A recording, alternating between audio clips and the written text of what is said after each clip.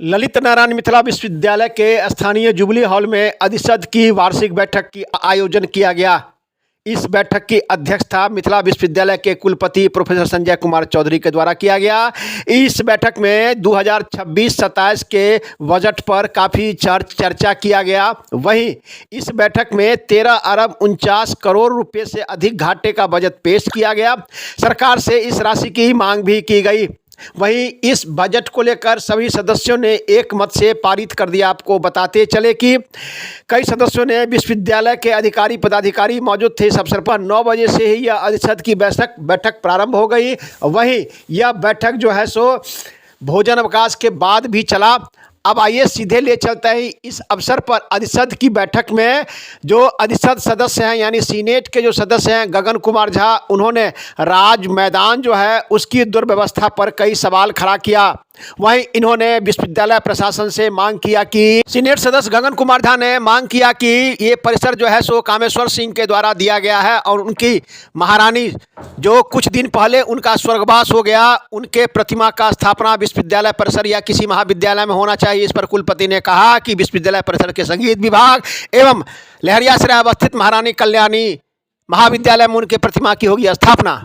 जब हमने जानना चाहा कि ये परिसर महाराजाओं के द्वारा दिया गया है तो क्यों नहीं उनके एक सदस्य को सीनेट का मेंबर बनाया जाए। इस पर कुलपति ने कहा कि अगर प्रस्ताव आता है तो हम लोग उनको मनोनीत करने की भी कार्य प्रारंभ करेंगे। इस अवसर पर कई सदस्यों ने अपनी अपनी बातें कही। कई सदस्यों ने कई सुदूर क्षेत्र में महाविद्यालय हैं उसमें पीजी की पढ़ाई नहीं होती है, तो इस अवसर पर कुलपति ने कहा कि वहाँ के जो प्रधानाचार्य है वो हमको लिख कर देंगे, जो व्यवस्था होगा उनके अनुरूप वहाँ जो है सो पीजी की पढ़ाई होगी।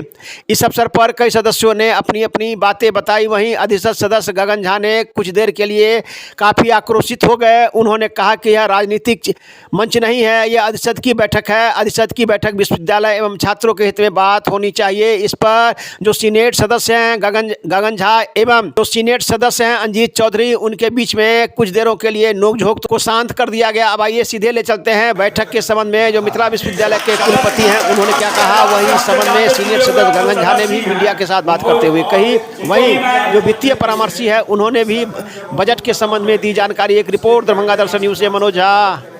उसके 1 मिनट 2 मिनट पहले उनके स्मृति में 1 मिनट का मौन रखेंगे, वेद करके तब जाएंगे।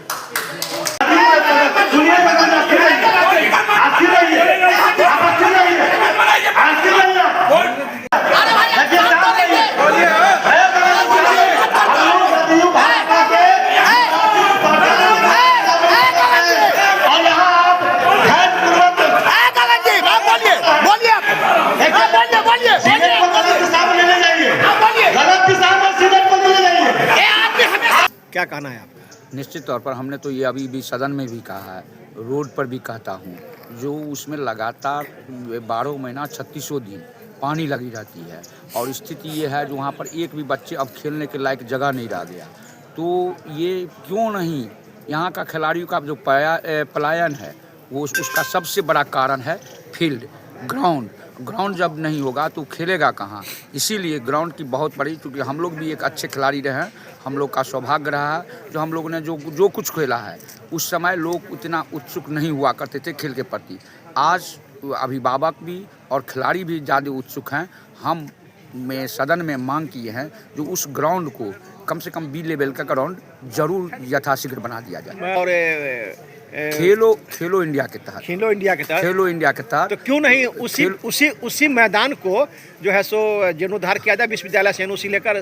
खेलो इंडिया के तहत उनको दे दी गई है, लेकिन करवाना नहीं करवाना उनकी बात क्या है। हमको नहीं लगता है जो खेलो इंडिया के तहत उसके पिछले साल उनको दिया गया था, विश्वविद्यालय ने दिया था, और उसी ग्राउंड का जिस ग्राउंड का आप बात कर रहे हैं, लेकिन अभी तक हुआ नहीं है। मुजफ्फरपुर में खेलो इंडिया के तहत उसका एक मैदान सुरक्षित हो चुका है, लेकिन हमारा क्या कहते हैं दरभंगा जिला इसमें कहीं ना कहीं पीछे है। हमको तो लगता है जो क्या कहते हैं खेल का विकास हो रहा है लेकिन ग्राउंड का विकास नहीं हो रहा। क्या होगा, कहाँ कमी है, क्यों नहीं यहाँ के जो स्थानीय जनप्रतिनिधि हैं, विश्वविद्यालय है, सभी मिलकर बैठक करके और मैदान का उद्धार करें। देखिए उनका जब क्या कहते हैं आपने एमपी साहब का नाम लिया तो एमपी साहब तो यहाँ भी सदन में है ना, यहाँ पर तो सबसे उच्च सदन के मालिक हैं वो क्या कहते हैं सिंडिकेट हैं, और यदि वो चाहते उनकी मन में चाहत होती तो निश्चित तौर पर खेलो इंडिया के तहत आज ये क्या कहते हैं अपना ग्राउंड ये बी लेवल का ग्राउंड नहीं, ए लेवल का ग्राउंड होता।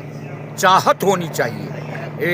आपकी अध्यक्षता में सीनेट की बैठक हुई है सर, क्या कुछ कहेंगे, कैसा बैठक रहा और क्या कुछ विश्वविद्यालय का विजन है? विश्वविद्यालय का विजन साफ है कि हम मेरू हैं, यानी कि बिहार में नंबर 1 और भारत में जो 35 नए मेरू बने हैं उसमें से हम एक हैं। हम चाहते हैं कि IIM, IIT और सेंट्रल यूनिवर्सिटी के तर्ज पर मेरू यूनिवर्सिटीज़ भी उभरे, उसमें कहीं भी मिथिला यूनिवर्सिटी पीछे नहीं रहे हो। उस संबंधी जितने भी एकेडमिक्स वर्क हो सकते हैं वो हम लोग पूरे टीम के साथ लगाएं।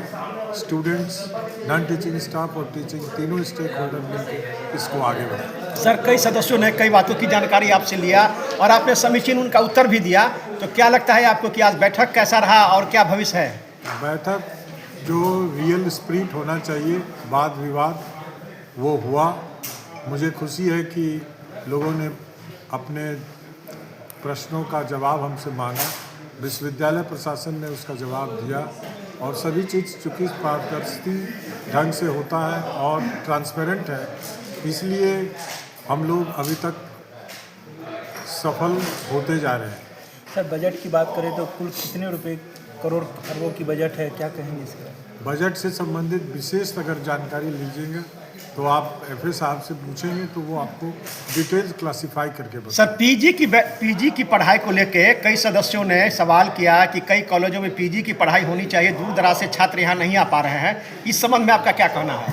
हमने 4400 कॉलेज के लिए सीनेट से अप्रूव्ड है, जो अभी बजट में अप्रूव भी हुआ कि अधिकतम 3 और कम से कम 1 सब्जेक्ट में पीजी वो खोल सकते हैं, प्रोवाइडेड कि उनके पास कम से कम 2 टीचर होने चाहिए। तो वैसा जो भी महाविद्यालय हमसे अपना मांगा है उन सभी को दिया गया। तो क्या लगता है कि इस सत्र में या भविष्य में अगर मांगेंगे तो देंगे।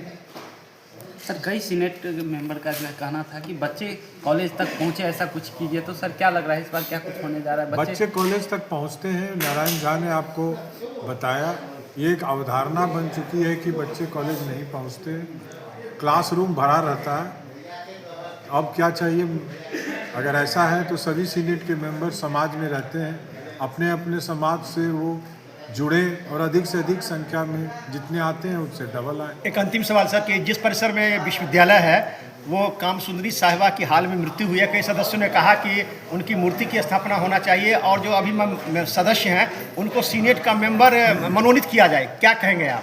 ये एक अच्छा पहल है, बढ़िया सोच है।